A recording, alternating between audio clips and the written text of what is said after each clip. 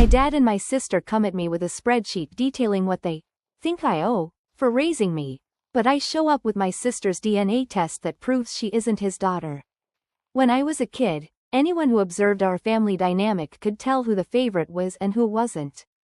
My sister, Amelia, could do no wrong in my dad's eyes. If she got a C at school, it was the teacher's fault. But if I got one, it was because I wasn't involved in enough extracurricular activities. Dad would boast about Amelia's dance recitals like she was the next big star, while my academic achievements were dismissed as nerdy stuff. I can't say it didn't bother me, but over time you develop a thicker skin for that kind of treatment, or so I thought. Let me paint a clearer picture of growing up in that house. Every morning before school, Dad would make elaborate breakfasts for Amelia, French toast, fresh fruit platters, the whole deal. While I was lucky if there was enough milk for my cereal. When report cards came home, her perfect 10s were met with a look that said, "That's my job," whereas a C in her English class earned a celebratory dinner because apparently she'd really tried. Even at Christmas, the gifts under the tree told the same story. Amelia got piles of carefully wrapped presents, while I usually ended up with practical items like socks or school supplies. The favoritism only increased after Mom got sick. I was 16 and Amelia 14 when Mom was diagnosed with an aggressive form of breast cancer. Those last 2 years of high school were brutal. While I was juggling advanced classes, a part-time job at the local library, and caring for Mom, Dad was constantly focused on making sure Amelia didn't get too stressed by the situation. He even hired a private tutor to keep her at AC average because, as he put it, she was too sensitive and needed extra help. Meanwhile, I was staying up until 3 a.m. studying after spending hours helping Mom with her medication and cleaning the house. Mom passed away during my senior year, just 2 months before graduation. I remember Dad didn't even go to my graduation speech because Amelia was having such a hard time and needed his attention. She ended up not going to the ceremony, saying it was too emotional for her, and Dad stayed home with her instead of watching me graduate. That hurt more than I care to admit. College was another level of injustice. Even though Mom had set up a fund for my education before she died, which somehow mysteriously disappeared, Dad said the money was used for her medical bills. I had to scramble for scholarships and student loans. Meanwhile, somehow he managed to find money to send Amelia to an expensive summer dance program in New York. A program she quit after just 3 weeks because she didn't feel comfortable. That program cost more than my entire first year of tuition. I worked my ass off in college. A full course load, honor roll every semester, plus 2 part-time jobs. One at the campus library during the day and another as a waitress at night. I lived on ramen and coffee, sharing a small apartment with 3 other girls to save money. Meanwhile, Amelia was living at home rent-free, spending her time exploring a series of expensive hobbies that Dad happily financed. There was a ceramics phase, with a $2,000 pottery wheel that's now just collecting dust in the garage, a stint with photography for which Dad bought her a professional camera, and, let's not even get started on her brief attempt at being a professional food critic, which mostly meant Dad paying for fancy restaurant bills. After graduating at the top of my class, I landed an entry-level position at a consulting firm. The starting salary wasn't mind-blowing, but it was still better than the 2 part-time gigs I had before starting my career. I lived in a studio in a rough neighborhood, took the bus everywhere, and packed homemade lunches. Every dollar I saved went toward paying down my student loans or building my emergency fund. Meanwhile, Amelia was on her 5th career change. This time she decided she wanted to be a yoga instructor. Naturally, Dad paid for her certification, equipment, and even rented a small studio for her, which she used for 3 months before deciding it wasn't fulfilling enough. By that point, the family drama didn't bother me as much because I'd built a life of my own and distanced myself from the family. I had good friends, a rising career, and my own space. I kept away from family affairs, showing up at important gatherings with a generic gift card and slipping out before the drama started. It all worked, or so I thought. In recent years, I really hit my stride professionally. I climbed the ladder to become a senior consultant, paid off my student loans ahead of schedule, and even started building a decent investment portfolio. For the first time in my life, I felt financially stable. I'm not flashy about my success. I drive a used car, live in a modest but nice apartment, and my biggest expense is probably my weekly therapy sessions, which have been worth every penny. But I guess news travels, especially in the age of social media. The confrontation that went down last Saturday had been brewing for a while. A week earlier, I got some odd messages from Amelia asking for investment advice and wondering if I could help her start a business. I gave her as vague answers as possible because I knew where that was headed. Then Dad started calling more frequently, making weird comments about how successful kids are supposed to support their parents, and even sending me an article I'd written on family wealth management. So, when they showed up at my door that Saturday morning, I wasn't entirely surprised. I was just disappointed. Opening the door to see Dad and Amelia, there was like a scene straight out of a bad movie. Dad didn't even wait for an invitation before stepping into my apartment. The first thing he did was look around and comment on how luxurious my place was. It isn't, it's just a 2-bedroom apartment furnished with IKEA. Amelia flopped onto my couch as if it were her own, scrolling through her Instagram feed. Then Dad pulled out a spreadsheet detailing what he called my family obligations. He had calculated that I owed him roughly $150,000 for raising me. Apparently, he had kept receipts for everything, from my childhood medical bills to school supplies. And on top of that, he expected me to invest in Amelia's new business idea, a crystal healing spa that needed about $75,000 to get started. That was the breaking point for me. I started by bringing up the college fund. I asked him directly what really happened to Mom's savings. He mumbled something about medical bills, but I reminded him that Mom's insurance had covered most of them. Then I went through every dance class, every expensive hobby, every instance of him choosing Amelia over me. I even pulled up my old student loan statements on my phone to show him exactly how much debt I had to take on while he was funding Amelia's self-discovery phases. And the final blow? I had something I'd kept for years. Something Mom told me during one of our last heart-to-hearts when the morphine made her more honest than ever. She confessed that she wasn't sure if Amelia was really Dad's biological daughter, a fact I later confirmed wasn't true. Apparently, while Dad was away on a business trip, Mom had a brief affair with someone from her office, and 9 months later, Amelia was born. The moment I said that, the room went completely silent. I'll never forget the look on Dad's face. It turned a weird shade of purple I'd never seen before. Amelia just sat there, mouth agape, her phone forgotten on her lap. Then she began to cry, not her usual dramatic tears, but quiet, shocked tears. Dad started yelling, calling me a liar and accusing me of making things up to hurt them. But I wasn't done. I pulled out my phone and showed them an email I had saved from last year, including health results that proved Amelia and I were only half-sisters. I never planned to reveal that. It was Mom's secret to take to her grave, and I respected that for years. It wasn't as if my father deserved to know the truth. He should have been a father to me. But something in his entitled attitude, the spreadsheet, the demands, just pushed me over the edge. I told both of them to leave. Dad kept yelling, but Amelia stayed silent and even started shoving him toward the door. Since then, things have been intense. My phone hasn't stopped buzzing with messages and calls from both of them, along with relatives who've heard conflicting versions of what happened. Dad's been telling everyone that I'm lying to dodge my family obligations, while Amelia has completely vanished from social media. Something that's never happened before. I've blocked most of their numbers and accounts. Now I'm sitting here in my apartment, torn between feeling guilty for spilling Mom's secret and being relieved that everything's finally come to light. Did I go too far? Should I have kicked them out without saying a word? I've been carrying this secret for so long. Maybe I wasn't supposed to reveal it.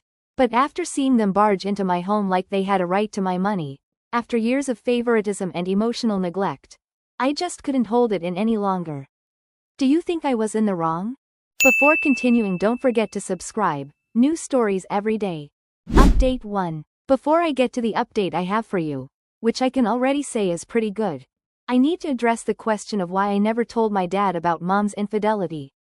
I know it's not right to hide something so important from a father. But here's the thing.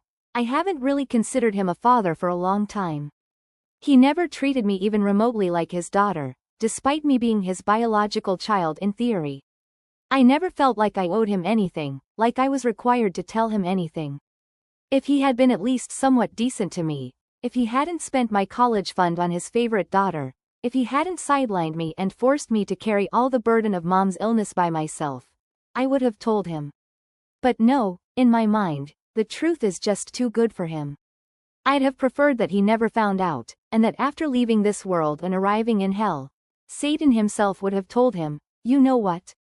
You've been supporting a daughter who isn't even yours, as some sort of eternal punishment.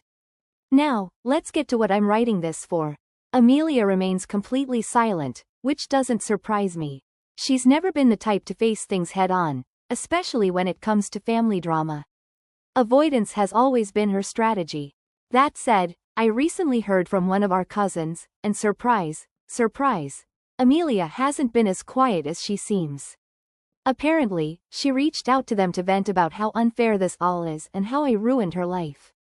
She probably wanted this truth to never come out, and that's why I'm being painted as the villain in this story.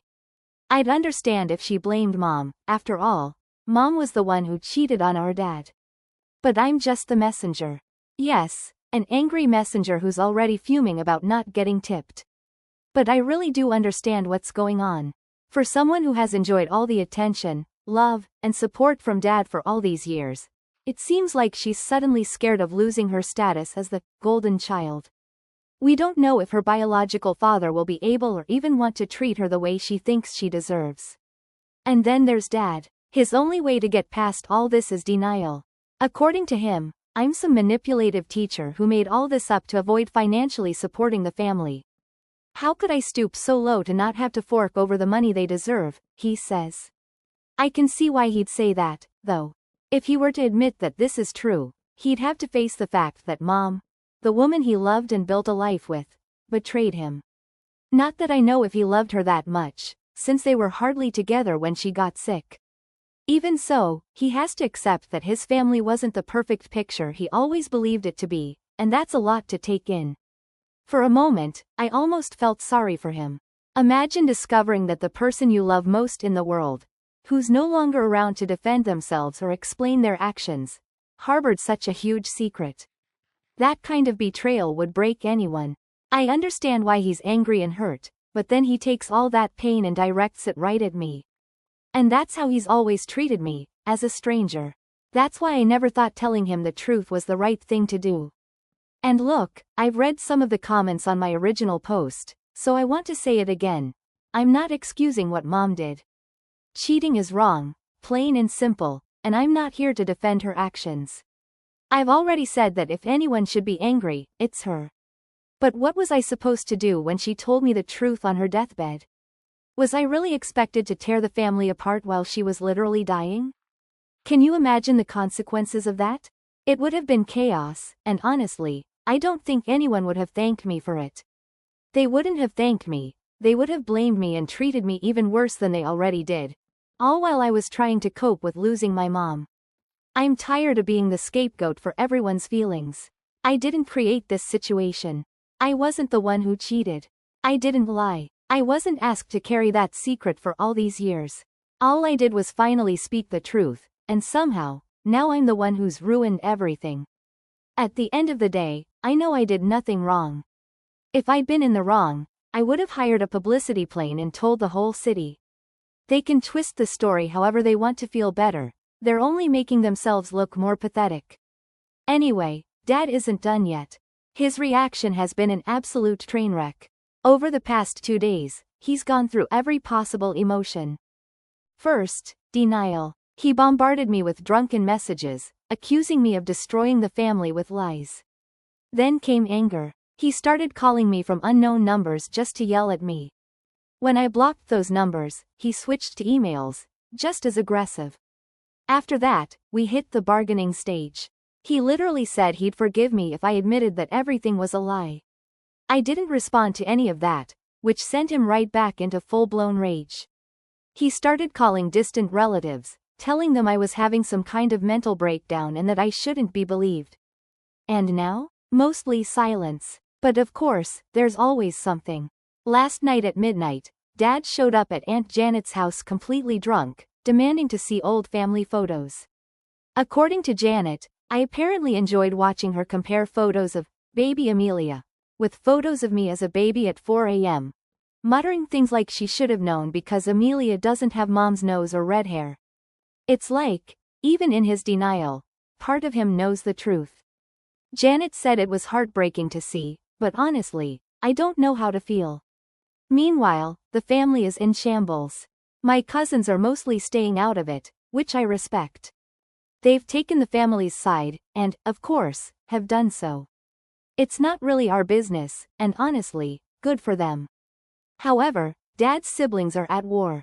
They're completely on his side, calling me every name in the book and accusing me of tearing the family apart. On the other hand, Mom's family has been surprisingly understanding. Some of them admitted that they'd always suspected something was off, but they said nothing because they didn't want to cause drama. My boss called me yesterday to check if everything was okay because, apparently, my personal situation has become the office's gossip. Turns out Dad had been calling my work, trying to get information about my salary and benefits. HR stopped him immediately, thank goodness, but it was a huge mess. I can't even imagine what my coworkers must be thinking of me now. I've taken a few days off work to try to get my life back together, but it's hard to focus on anything when my phone keeps buzzing with messages from family members. I've muted most of them, but the guilt still lingers.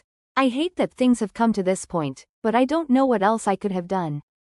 Just to be safe, I even asked for one of those doorbells with a video camera in case Dad decides to show up unannounced. I hate that it's come to this, but I need to feel safe in my own home. So yeah, that's how things stand right now. I'm exhausted, emotionally drained, and still trying to make sense of it all. But I'm clinging to that small sense of freedom. Let's hope it lasts. Update 2. Things have been strangely quiet since my last update, and I'm not sure if that's a good thing or not. You know how that goes. Everything feels very static, like everyone's frozen, not knowing what to do next. I've blocked both Dad and Amelia, at least for now, because the constant barrage of messages and calls was only wrecking my mental health. For the first time in a long time, my phone is silent. While that's a relief, it's also kind of unsettling. It's like something out of a horror movie, where everything is quiet but you know something bad is about to happen. I decided to tell my boss about what's going on, just in case Dad or Amelia try to cause trouble at work again. Luckily, he assured me that HR would handle any issues and that my personal life wouldn't affect my position at the company. Even so, it's humiliating having to explain this mess. I've worked so hard to build a solid professional reputation, and now I wonder if some of my coworkers see me as the girl with the family problems. I've made a conscious decision not to get wrapped up in the drama unless it directly affects me. As tempting as it is to keep tabs on what everyone's saying or doing, I know it isn't healthy. They're both adults, and eventually they need to take responsibility for how they handle all of this. Blaming me isn't going to change the facts. The rest of the family has been unusually quiet too. It's like everyone is just waiting for someone else to make the next move. I heard from Aunt Janet, who mentioned that Dad has been staying with her off and on. He's started asking questions about Mom's past. Janet thinks he's trying to convince himself that this isn't true while at the same time hunting for proof that it is. It's a weird limbo, and I don't envy him one bit. I also got a message from one of Mom's friends. She apologized for not reaching out sooner and said she feels guilty for not speaking up years ago. She filled me in a bit more about the man Mom had the affair with, the biological father of Amelia. He still lives in our old town, leading a quiet life as a college professor. Apparently, he had no idea Amelia even existed, and he probably still doesn't. For now, I'm just focusing on getting through each day. Work has been a welcome distraction, and I've been leaning on my friends more than ever. Update 3. Sorry for disappearing for a while. After everything that happened, I decided I needed a break from the chaos, and writing here was part of that. I needed to step away from it all a bit. Now, I feel better, like I'm in a better mental space, so I can finally sit down and give you an update. About a week ago, out of nowhere, Amelia showed up at my apartment. I wasn't expecting her at all. I can tell you right away she wasn't in the best state. When I opened the door, she just stood there for a moment, as if she wasn't even sure she'd reached the right place. When I let her in, she hesitated, unsure if she was welcome. I didn't have the energy to argue or kick her out, so I just motioned for her to sit down. For a few minutes, neither of us said anything. It was awkward, but I wasn't about to break the silence. Finally, she started talking, and let me tell you, I wasn't prepared for what she had to say. After cutting off all contact with me, Amelia apparently threw herself headlong into uncovering the truth. She reached out to some of Mom's old friends, people I didn't even know she was still in touch with, and began asking questions. Through them, she managed to track down her biological father. She told me about the moment she contacted him and how he reacted. The man had absolutely no idea she even existed. Imagine living your life and then suddenly finding out you have an adult daughter. He said he was completely shocked at first, which makes sense. I can't even imagine what that must have been like for both of them. Apparently, once they finally met in person, they ended up talking for hours. Amelia confessed that she'd been in denial for so long, convincing herself that none of this could be true, even when the signs were right in front of her. Meeting her biological father, though, changed everything. She said it made her realize that ignoring the truth wasn't helping anyone, least of all herself. After that, she decided to confront Dad about everything. According to her, it was one of the hardest conversations she's ever had. She mentioned that Dad didn't yell or accuse her of anything, but that he completely broke down. He didn't say much, but she could see just how devastated he was.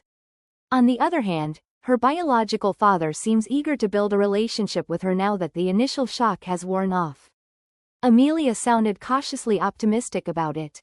She said it feels strange trying to connect with someone who is technically a stranger, even though he's a part of her. I told her it's perfectly okay to take her time and not rush things. This is uncharted territory for both of them, and there's no right way to handle it. A few days after Amelia's visit, my dad called me from a new number. He told me he knew Amelia had met her biological father and, although he claimed to be happy for her, his tone didn't quite match the words. What really surprised me was when he said he'd decided to move to Florida, the old family home of his parents, claiming he needed a fresh start. I didn't know what to say, so I kept it simple. All right, take care. Before the call ended, he asked if I'd be willing to do a paternity test, and I said yes. Deep down, I want to know if he's truly my real father or not, because if there's any chance of having another dad out there, it can't be worse than the one I have now. Life has been quieter since then. I've thrown myself into work and started focusing on things that bring me joy. My kickboxing class has been a lifesaver. There's just something so cathartic about hitting a heavy bag after everything I've been through. I've also started writing in a journal, something my therapist suggested. I still have to tell you that we're going to do the paternity test, which we haven't gotten around to yet, but I'm hoping these will be the final updates to my story. Update 4. I want to give you what I hope is my final update about my family, my dad, my sister, and everything else. I finally got the results I promised, and they came back positive. I am my father's biological daughter, and it's crazy to think about, because he's treated a daughter who wasn't even really his all his life so much better. Still, this hasn't changed our relationship at all. We're still like strangers. Part of me feels sad because I thought there might be another dad out there, someone who wasn't a complete idiot like mine. But no, my luck isn't that good, so I'll stay tied to him, at least symbolically, since after moving, he's much further away now. I could say that I'm the bad guy in a way, because my dad asked me to keep him unblocked. I unblocked him so we could coordinate the paternity test, but I planned on blocking him again once everything was over. He says he wants to make up for the damage he's done and be a better father to me. On the surface, that all sounds fine. I'd be a terrible daughter not to accept some sort of apology from him. But there's one little detail. I don't think he truly wants to repair our relationship in any genuine way. I don't even know why he's hated me for so long. Maybe hatred wasn't even the real reason behind his behavior, but I just can't find any other reason for the way he's treated me my entire life. The only reason he's acting this way now is because he's all alone, completely alone. He's pushed Amelia away because it hurts him that she's no longer his only child, even though Amelia has been open to keeping him in her life, and I'm his only option. So no, I don't want to follow someone else's script. His idea of having a relationship with me has come way too late. And yes, Amelia wants both of her fathers in her life, because she knows that at least one of them is permissive enough to give her everything she wants. Her biological father is very different, and he might have been a good influence for her. For Amelia, this is a problem because she's not used to being told, no. It makes me wonder how different Amelia might have been if Mom had told the truth. Maybe things would have turned out very differently with her biological father. Maybe not, I'm sure of it. This isn't a defense for my dad, because he could have chosen to be good to me despite everything, and he has no excuse for treating me the way he did. Maybe in another universe, even if he'd known everything, he still would have treated me badly. I don't know. Those are things we'll never find out, and that's okay. Now, with my dad out in Florida and blocked again, and with Amelia living her new life, also far away from me, thankfully, it's time for me to reclaim the spotlight in my own life.